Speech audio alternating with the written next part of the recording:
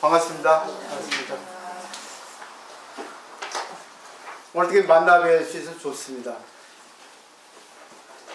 4월은 잔인한 달이라고 하는 그런 모두의 처음에 시작하는 그 시가 있어요. 영국 시인 토마스 엘럿이라는 분이 있는데 황무지라는 시죠. 원래 제목은 황무지. 근데 그 시의 내용이 참으로 깁니다. 상당히 길어요. 근데 요약하면 이런 말이에요. 살아도 죽은 상태로 어정쩡하게 있지 말고 아예 죽으라는 거죠. 그럼 다시 부활할 것이다. 예수 부활, 또 부처님의 열반, 말은 다르지만 다 같은 거거든요. 그래서 그 엘리엇이라는 시인은 그 황무지라는 시 처음에 이렇게 시작합니다. 4월은 가장 잔인한 달. 죽은 땅에서 라일락을 키워내고 추억과 욕정을 뒤섞고 잠든 뿌리를 봄비로 깨운다. 이렇게 시작하고 상당히 깁니다. 시치고는 수필 같기도 해요. 근데 왜 4월은 잔인한가?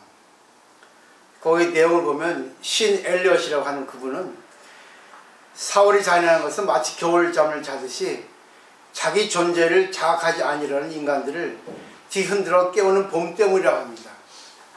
자기 타성에 젖어서 자기 껍질, 딱딱한 껍질, 자아라고 하는 고집이라는 거, 자기 생각이라는 틀에 갇혀서 그를 깨우려고 하지 않아요. 깊은 잠 동면하고 있는 거죠. 겨울에. 그게 편하거든요. 그래가지고 자기를 부수면 자기가 재탄생하는데 자기를 부수려고 하지 않아요. 무서워서. 용기가 없으면 자기를 깨지 못하거든요. 이 때문에 늘 그냥 굳이 사는 거죠. 그래서 봄비가 잠든 식물뿌리를 뒤흔드는 4월이 가장 잔인한 달이고 망각의 그 눈, 우리 그 겨울에 내리는 눈으로 덮인 겨울이 차라리 따뜻했다고 보는 거죠. 얼어붙은 현실에 안주하려는 사람들에게 약동과 변화를 일깨우는 봄의 정신이 숭고하면서도 아주 잔인하다고 보는 거죠. 영어로 봄을 스프링 합니다. 약동하는 거예요. 보세요. 겨울 동안에는 그 나무 껍질이 아주 딱딱합니다. 손톱을 눌러도 들어가지 않을 정도로 아주 쇠처럼 단단해요. 근데 그 단단한 나무 껍질을 뚫고 아주 연약한 새싹이 나옵니다. 그 새싹이 얼마나 이쁜지 몰라요. 그리고 지금 꽃이 만개되어 있습니다. 자기 틀을 부수지 않으면 안 되는 거죠. 절여오는 이유는 뭐겠어요? 자기 틀을 깨려고 오는 거예요. 자기 틀을 어떻게 깨야 될까요? 서두는 이 정도로 해두고 부처님 얘기로 돌아가죠. 부처님이 35살을 깨닫고 1년 2년 지난 뒤에 빈비사라 왕하고 약속을 지키려고 마가다 궁왕에 갔습니다. 마가다국이죠. 남쪽 대국이죠. 근데 거기서 그 근처의 산에서 좌선을 하고 있었을 때의 이야기입니다. 거기 써있죠. 부처님께서 이 도로에서 약간 떨어진 야산에서 선정에 들어 있었어요. 참선을 하고 있었죠. 그때 여러 청년들이 아마 귀족의 아들들일 겁니다. 와가지고 묻습니다.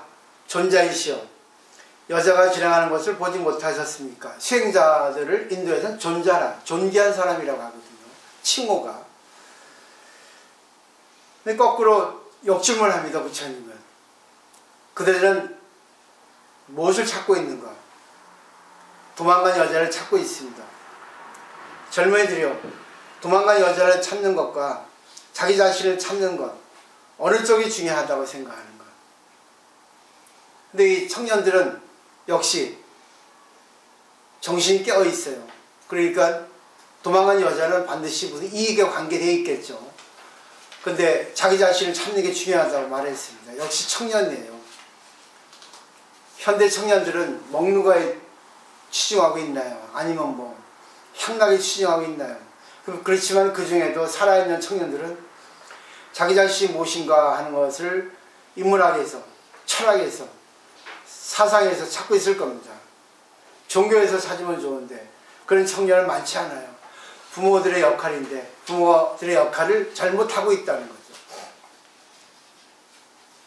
그래서 주위에 30명의 청년이, 처음에는 4~5명의 청년이 앉았지만 그 뒤로 계속 친구들이 와서 앉았어요. 그 내용은 30명이 같이 향락을 나갔는데 다 부부 동반을 했는데 한 사람만이 총각이라서 유녀를 사서 같이 대동했죠. 근데 그 유녀가 향락을 하는 틈을 타서 그 청년들이 벗어놓은 옷에서 귀신품을 훔쳐서 자라는 거죠. 그러니까 얼마나 혈안이 됐겠습니까? 다 재산인데 얼마나 또 값비싼 귀신품이 많이 있겠어요. 그때가 이제 학자들의 연구에 하면 부처님이 깨닫고 난 뒤에 한 1~2년 지난 때 그때였다고 추정을 하고 있습니다. 내용을 볼 때 그랬습니다. 그 다음에 소크라테스하고 그의 제자라고 할 수 없고 그냥 소크라테스는 대화를 참 좋아했거든요. 대화 형식입니다. 이로 정연하게 대화를 많이 즐겼어요. 소크라테스는 그 아고라 광장에 가가지고 청년들과 디아라크테아라고 하는 걸 즐겼다는 거죠. 그거는 이제 그리스 말로 대화입니다. 그래서 청년들은 소크라테스에게 지리를 배웠죠. 그리고 소크라테스의 그 모토, 좌우명은 그노테 사우톤이라 합니다. 그대 자신을 알라. 소크라테스의 철학은 이 자기 자신의 탐구에 있었다고 생각할 수 있습니다. 자기 자신이 무엇인가 하는 거. 그노테 사우톤이라는 말은 원래 델포이 신전 입구에 걸려져 있었어요. 즉 경구입니다. 왜? 델포이 신전은 신의 영역입니다. 당신의 인간은, 불완전한 인간은 신전에 들어올 때는 교만을 벗어놓고 알아. 자기 분수를 알아라. 약한 인간이 주제에 신전에 들어올 때는 겸허하게 숙이고 들어와라. 그런 뜻이겠죠. 그 때문에 우리 절에 갈 때는 그렇게 하고 들어가야 됩니다. 교회도 마찬가지죠. 왜? 신의 영역이거든요. 절이나. 저는 신이 아니. 임재로 이런 얘기 나와 있습니다. 임재 스님께서 법당에 올라서 말씀하셨어요. 우리 빨간 고기 덩어리, 이 살아있는 이 육신, 여기에서 세간의 격의를 갖지 않은 진실한 인간이 있다. 항상 그들의 감각기관에서 출입하고 있다. 이들 분명히 모르는 자는 자 보라. 그때 한 스님이 나와서 물었습니다. 세간적인 격의를 가지 않는 진실한 인간은 무엇입니까? 임재 선사는 이 법상에서 내려와서 그 스님의 멱살을 잡으면서 말했죠. 그럼 말해봐라. 그러니까 그 스님은 주저합니다. 모르는 거죠. 아는 줄 알았는데 임재 스님은 모르는 거죠. 그래서 임재 선사는 그 스님을 놓으면서 말합니다. 세간적인 격의가 없는 진실한 인간은 간식을, 마른 똥막대기야. 그렇게 말하고 방장으로 돌아갔어요. 방장은 스님이 거처하는 방입니다. 여기서 보세요. 우리들 지금 내 몸뚱아리에서 진실한 인간이 안임이 설치, 눈, 귀, 코, 입, 감각기관에서 들락날락 하고 있거든요. 자, 근데 이걸 모르는 사람은 한번 봐라. 왜 모르느냐? 나가고 있는데. 그러니까 그 중에 법문 듣고 있던 한 스님이 그거 뭡니까? 했어요. 질문한다는 거는 그거 알고 있다는 거죠. 우리가 일반적으로 볼 때. 그래? 그래. 너 알고 있구나. 그래서 흥분했죠. 그래서 이 법상에서 일어나가지고 그 스님 멱살을 잡으면서 그러면 네가 알고 있다면 말해봐라 그거죠. 근데 그 스님은 순간 지휘했다는 거죠. 머뭇거렸어요. 몰랐다는 거죠. 그러니까 임재 스님은 실망하면서 돌아갔죠. 뭐라 하면서? 마른 똥막대기야.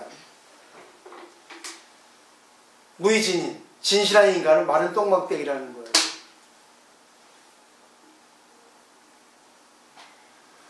이렇게 어려워요. 근데 잘 보세요. 선승은 난폭합니다. 왜인지 아세요? 출가하는 스님들은 아무리 자기를 뭐라 하고 때려도 집에 가지 않거든요. 일반 신도는 자기에게 안 맞춰주면 금방 안 옵니다. 금방 절을 욕합니다. 맞춰주기만 기다리고 있어요. 그러니까 절에 오는 이유는 공부하러 온 건지 아니면 그냥 자기 욕망 충족하러 온 건지 아니면 심심해서 온 건지 뭐 사실은 공부하러 오셨겠죠. 그 스님들하고 비교가 안 돼요. 일반 보살들이 스님들을 욕하는데 스님들 입장이 돼보셨어요? 모릅니다. 아무리 땡중이라도 일반 신도보다는 나아요. 왜? 인간의 가치는 인간의 잣대로 재면은 좋고 나쁜 거, 높고 낮은 것이 있는데 부처님의 세계, 진리의 세계는 이 구분이 없습니다. 어느 것이 좋은지 어느 것이 나쁜지 그건 없거든요. 마른 똥막대기라는 거는 여러 학자들이 여러 가지로 해석을 해요. 우리가 대변을 놓으면 똥이 굳어지면서 막대기처럼 딱딱해지는 거니까 똥막대기를 하고 또 중국에는 그 옛날에는 우리도 옛날에는 뭐 그 호박잎으로 닦았잖아요. 신문지로 닦고 옛날 그 시절이 있었어요. 그죠? 저 때만 하더라도 신문지 닦았던 그리고 그 달력이 매일매일 뜯는 거 그 정도 있으면 참 고급이었죠. 휴지가 나올 때는 한참 되었을 거예요. 그죠? 그 중국에는 더 뭐 그랬으니까 그 나무로 용변을 보고 나서 이렇게 훑었다고 합니다. 그것이 이제 뒤에는 이제 쓰잘데기 없는 것이다 하는 것도 있고 또 그냥 똥이라고 생각한다면 똥이 없으면 죽습니다. 똥은 나에게 필요 없는 것이 나가는 건데 그 똥은 인분이 됩니다. 거름이 됩니다. 또 내가 음식물을 섭취하고 그 노폐물이 그 나머지 쓸데없는 것이 밖으로 배출되지 않으면 오줌으로 대변으로 배출되지 않으면 인간은 죽습니다. 옛날에는 대변이 나오지 않으면 죽었잖아요. 그래가지고 의사들이 째는 그런 수술도 하고 그랬다는 것을 책에서 본 적이 있어요. 그러니까 여기서 똥이라는 것은 쓰잘데기 없는 거라고도 해석할 수 있고 없으면 안 되는 필요한 것이라고 해석할 수 있어요. 두 가지로 해석하는데 결국은 보세요. 우리가 너무 자기 중심으로 살아가면 쓰잘데없는 것이고 그 틀을 깨고 자아의 틀을 깨고 다시 한번 비약했을 때 그때는 뭐예요? 살아서 움직인다는 거죠. 자기 자신을 부수지 않으면 진실한 인간은 나올 수 없다는 겁니다. 그래서 불교에서는 인문학에서 마찬가지예요. 진실한 자기란 무엇인가? 당신 한 번 생각해 본 적이 있는가? 한 번이라도 생각한 적이 있는가? 나는 무엇인가? 참 나는 무엇인가? 이겁니다. 그래서 마지막으로 정리를 해보면 결국 진실한 인간이 되기 위한 기본 생각이라 할까요? 그건 무아입니다. 나를 없애는 거예요. 이 무아는 나를 없애는 게 아니라 나라고 하는 생각, 내 중심적인 생각, 나의 가치관을 좀 내려놓으라는 겁니다. 그것이 틀이 돼가지고 그거를 깨지 못하면 향기가 나지 않아요. 지금 보세요. 온천 천만 가더라도 벚꽃이 만개해서 향기를 품고 있습니다. 얼마나 사람들을 갖다가 기쁘게 해줍니까? 그러니까 뭐 휴일만이 아니라 평일에도 온천천 한 12시 넘어서 가보면 인산인해해요.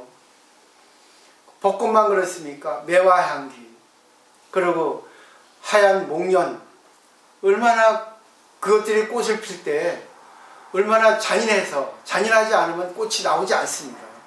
그 딱딱한 나무 껍질을 뚫을 수 있는 잔인함이 없으면 결국 자기 틀을 깨지 않으면 예수의 부활도 예수가 부활하지 않습니다. 인간이기 때문에. 근데 예수의 가르침 부활되면 살아나면은 예수는 부활한 거예요. 예수의 부활이 뭐겠습니까? 결국 이웃을 사랑하고 자기 자신을 사랑하는 것이 예수의 부활이겠죠. 근데 많은 사람들은 상대를 사랑한다 하면서 상대에게 상처를 주고 그것도 자기 지극히 주관적인 생각을 가지고 이치도 안 맞는 그런 사람들이 많이 있습니다. 이게 잘 보시면 생각하셔야 돼요. 우리가 상대하고 관계할 때 이 덕이 있는 사람과 덕이 없는 사람이 있어요. 근데 덕이라는 거는 갖추고 태어난 사람이 있는 사람이 있어요. 그런 사람은 드물어요. 10,000명에 1명 있을까 말까입니다. 생이지지라하죠.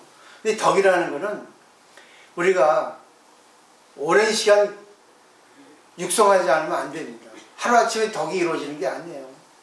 이 덕이라는 글자도 파자를 해보면 행할 행자입니다. 그리고 14의 일심이라고 하는 것이 구성이 되어 있습니다. 14가지라고 하는 것은 8정도 육바람이래요. 그리고 일심이에요. 한마음으로 나하고 상대하고 한마음을 가지고 그 상대를 위해서 이익을 주기 위해서 하는 것이 바로 덕이에요. 또 그냥 지극히 유교적으로 생각하면 직심입니다. 곧바른 마음이에요. 나하고 상대하고 털어놓고 하는 마음이에요. 꾸미는 거 아닙니다. 위선적인 거, 세간의 어떤 격식이 아니라 정말 털어놓고 얘기하는 것이 직심입니다. 곧바른 마음. 정리해봤어요. 덕이 있는 사람이 되기 위해서는 어떻게 해야 되는가? 6가지입니다. 지금부터는 무엇이든 열심히 전력을 다하는 거죠. 이거는 오늘이라는 뜻입니다. 거의 대략만 써놨어요. 설명은. 우리는 현재 이 순간밖에 시간이 없어요. 과거는 지나갔고 미래는 오지 않았습니다. 현재 이 순간 내가 어떻게 생각을 하고 어떻게 내가 인연을 짓고 그 인연에 대해서 어떻게 살아갈까. 오직 현재 이 순간만 내가 즐기며 살아가자 하는 것이 첫 번째고, 두 번째는 뭐겠어요? 타인과 싸우지 않는 겁니다. 왜 싸우겠습니까? 자기 중심입니다. 자기 옳다는 거예요. 자기 이익입니다. 자기를 내세우는 겁니다. 잘난 체 하는 겁니다. 싸우지 않는 사람이 있습니다. 왜인지 아세요? 자기를 잔인하게 하는 사람은 싸우지 않습니다. 왜? 자기는 인격을 갖추었거든요. 자기는 덕을 갖추었거든요. 상대가 아무리 시비를 걸고 아무리 뭐 이런저런 일을 해가지고 나를 손에 입히더라 해도 그냥 들어줍니다. 이치를 얘기합니다. 근데 잔인하지 못한 사람은 오늘 설명이에요. 무작정 시비를 겁니다. 왜? 상대가 자신이 아무리 시비를 걸어도 대응하지 않는다를 알기 때문에 합니다. 상대가 강하고 상대가 승질이 못된 사람은 시비 걸지 않습니다. 내가 당할까 봐. 그러죠? 부부관계도 마찬가지예요. 부모와 자식도 마찬가지입니다. 상태를 보고 시비 걸잖아요. 싸움을 하지 않는다는 것은 공부한 사람 입장이면 싸움해서는 안 됩니다. 아 그래요? 하고 들어주면 끝입니다. 왜? 상대는 무책임한 얘기하고 있거든요. 정말 100% 이치를 알고 얘기하는 사람은 드뭅니다. 법국에도 나와 있잖아요. 사람은 얘기 안 해도 뭐라 하고 얘기해도 뭐라 하고 이치를 얘기해도 뭐라 하고 다 뭐라 합니다. 그게 세상의 무책임이에요. 지혜 있는 사람은 그때그때 보고 아무리 좋은 말도 안 합니다. 아무리 싫은 말도 안 합니다. 왜? 상대가 받을까 안 받을까를 알기 때문에 그때그때 따라서 얘기할 건 얘기하고 얘기해서는 안 될 때는 안 합니다. 아까 임재스님이 그러잖아요. 스님들은 아무리 뭐라 해도 안 갑니다. 집으로 다시 도망가지 않습니다. 그렇기 때문에 뭐라 하고 때리고 그래요. 임재스님은 30방, 80방, 60방 막 때리잖아요. 한국 스님도. 왜? 그 스님은 집에 안 가거든요. 보살님들은 한 소리만 하면 다시는 안 오죠. 절이 여기밖에 없냐. 그 다음에 세 번째, 일을 할 때는 남이 보든지 안 보든지 표례 없이 일한다. 그래서 음독양고란 말이 있습니다. 음으로 덕을 쌓고 보이지 않는 곳에서 덕을 쌓고 그러면 드러나는 과보가 있는다는 거죠. 그러니까 예수 그러잖아요. 오른손이 하는 일을 왼손이 모르게 하라. 사람은 보이지 않는 걸 안 합니다. 드러나지 않는 걸 안 해요. 화장실 청소 같은 거는 안 하죠. 보이지 않으니까. 보이는 것만 합니다. 네 번째, 남이 싫어하는 일이라도 싫어하지 않고 한다는 거예요. 자기가 싫어하는 일을 도맡아 한다는 거예요. 아주 구지구지한 일, 드러나지 않는 일. 이건 진짜입니다. 이건 덕이 돼요. 이건 다 자기 몸에 붙어요. 그리고 나중에는 남들이 알아줍니다. 그런 사람을 사람들이 좋아하죠. 다섯 번째는 절대로 거짓말을 하지 않는다. 왜? 신뢰관계 없어집니다. 거짓말, 조그만 거짓말, 물론 개인과 개인 관계는 거짓말은 허용이 돼요. 웬만한 애교스러운 거짓말은. 그렇지만 공적인 관계에 있을 때는, 특히 여럿이 같이 함께 일을 할 때는 거짓말하면 그 사람은 신뢰가 안 됩니다. 신뢰관계 없어져요. 또 거짓말이잖아요, 저거. 왜? 거짓말은 좀 시간이 지나면 벗겨지거든요. 여럿이 관계할 때는 거짓말하면 안 돼요. 얘기해야 됩니다. 있는 그대로. 반드시 그건 드러납니다. 그 다음에 여섯 번째, 아무리 하찮은 일이라도 맡은 이상 최선을 다하는 거예요. 이 세상에 있어서는 하찮은 일이 있고 고급 일이 있고 귀중한 일이 있습니다. 근데 진리에 있어서는 자기하고 인연되는 것은 전부 다 귀중한 일이에요. 자기하고 인연됐기 때문에. 자기하고 인연되지 않으면 자기한테 오지 않습니다. 근데 그거를 정말 감사한 인연이라고 받아들일 때, 아주 조그만 일이라도 근데 자기는 덕이 갖춰져요. 법국에 그런 말이 있습니다. 덕이 있는 사람은 향기가 강한 거는 아무리 바람이 강해도 바람을 거슬러서 향기가 풍이다는 거죠. 향풍이라 하죠. 덕이 있는 사람은 어떤 역경 속에서도, 어떠한 곤란한 상황 속에서도 절대 자기를 잃지 않습니다.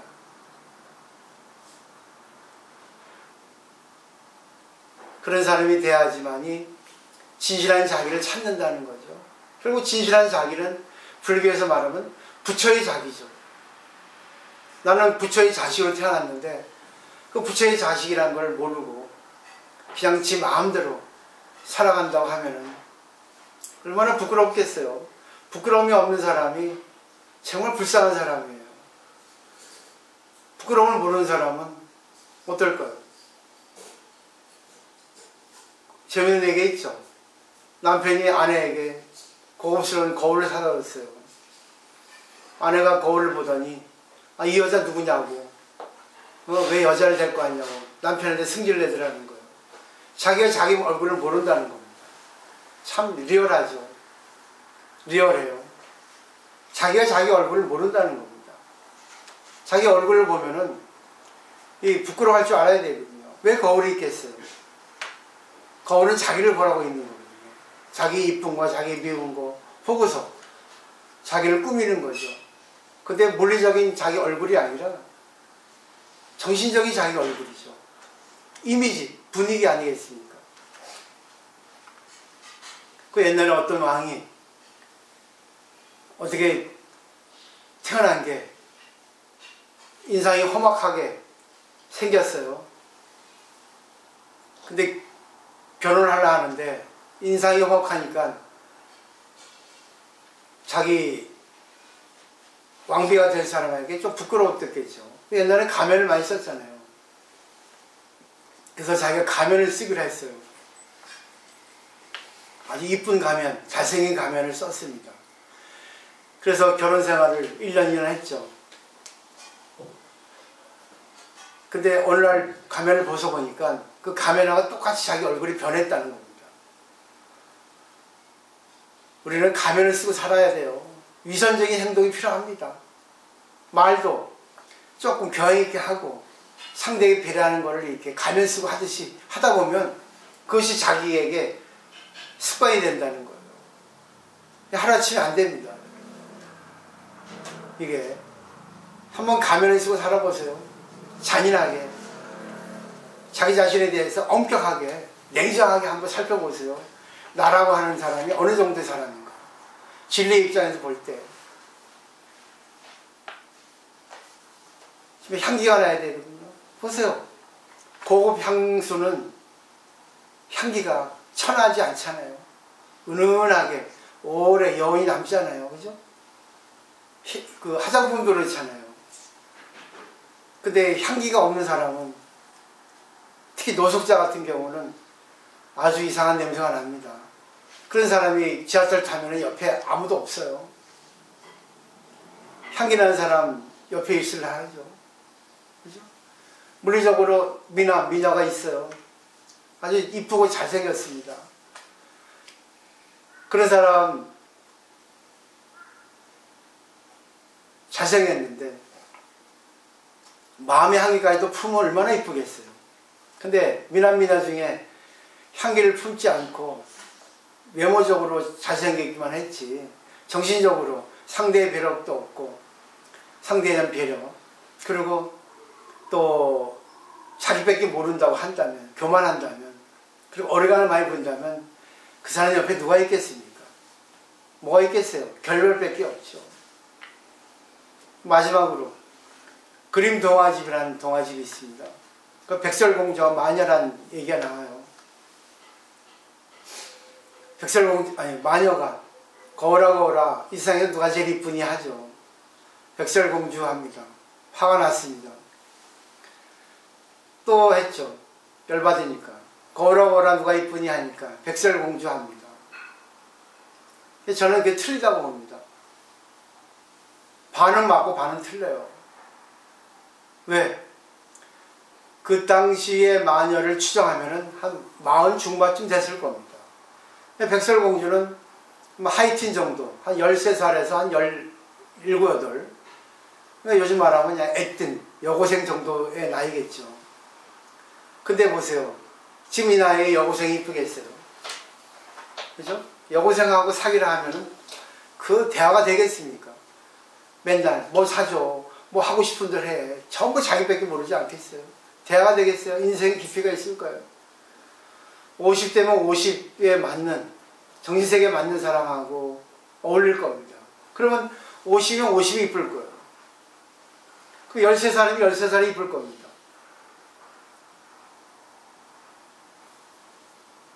자기에게 어울리는 자기가 있을 거거든요. 그러기 위해서는 가장 기본 가르침이 뭐겠어요? 나를 좀 내려놓으라 그거죠.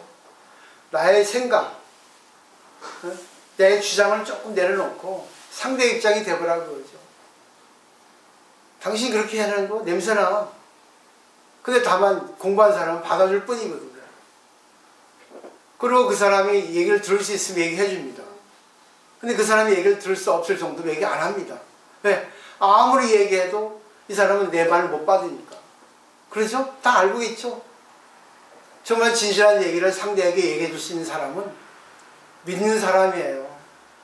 받아야 됩니다. 상대의 쓴소리를. 그렇지만 상대에게 아무리 얘기해 주고 싶어도 이 사람은 이거 못 받을 거야. 그럼 얘기 안 합니다. 정말 향이라는 사람이 될 수 있는 자신이 되면 얼마나 좋을까요? 사월은 잔인한 자리예요. 좀 있으면 이제 뭐예요? 부처님 탄신일. 우리나라는 음력을 하지만 일본은 양력을 합니다. 그러니까 며칠 있으면 일본은 하나 맞설이지 4월 촛불 행사를 합니다. 내가 진짜 부처님 자식으로 거듭날 수 있도록, 부활할 수 있도록 한번 자신을 보세요. 그 때문에 어떻게 돼요? 매일같이 쪽골 갖고 다니면서 자기 얼굴 보세요. 특히 말할 때 자기 얼굴. 말할 때 얼굴 보세요. 사람은 자기 말할 때 자기 얼굴 인상 쓰는 거 모릅니다. 그래서 항상 거울 보면서 얘기하셔야 돼요. 자기 얼굴을 보시면서. 인상 쓰지 않도록 하면서 얘기를 해야 됩니다. 웃으면서. 상대의 입장. 이게 결국 무화가 되면 할 수 있거든요. 상대의 입장에 대두으면 할 수 있거든요. 상대의 입장이라는 것은 내 잣대로 상대를 헤아리는 게 아니라 정말 상대 그대로 되는 거예요. 그 자체. 그 이해가 되거든요. 이해가 될 뿐 아니라 미안하고 정말 안타깝죠. 왜? 상대 그 자체가 되니까. 그 사람의 인생 여정을 보니까 이해가 될 수밖에 없어요. 자기가 상대를 보니까 이해가 안 되는 거죠. 고맙습니다. 길게 얘기했는데 한번 좀 잘 정리하시고 충분히 자기 자리에서 아름다운 자신을 거듭날 수 있거든요. 그러니까 주위에서 자기를 의지할 수 있는 자기가, 향기를 품을 수 있는 자기. 얼마나 벚꽃은 오래 하지 않아도 사람들이 벚꽃 밑에 모입니까? 근데 향기가 안 나는 사람은, 이상한 향기가, 이상한 냄새가 나는 사람 옆에는 오지 않습니다. 가더라도 좋아하지 않죠. 의지하지 않죠. 오늘도 지령보살님, 자오보살님, 남주보살님, 럭키보살님, 또 단나해, 터회법회, 꽃잎보살님, 로지보살님, 이신옥보살님, 여지보살님, 김태숙보살님 또 많이 해주셨어요. 저는 여러분의 사랑을 먹고 삽니다. 정말 감사할 수밖에 없어요. 더 열심히 하도록 하겠습니다. 저도 맨날 거짓말 했는데 앞으로의 공부는 더더욱 이렇게 제가 말로, 일회성의 말로 하지 않고 반드시 프린트를 해드릴게요. 그래야지만이 보살님들 집에서 볼 수 있고 또 집의 식구들도 이렇게 보여줄 수 있다고 생각하거든요. 짧게 꼭 한 장만 해드리도록 하겠습니다. 오늘 초하라서 2장 했는데 한 장씩 제가 매일같이 해드리도록 하겠습니다. 마치도록 하겠습니다.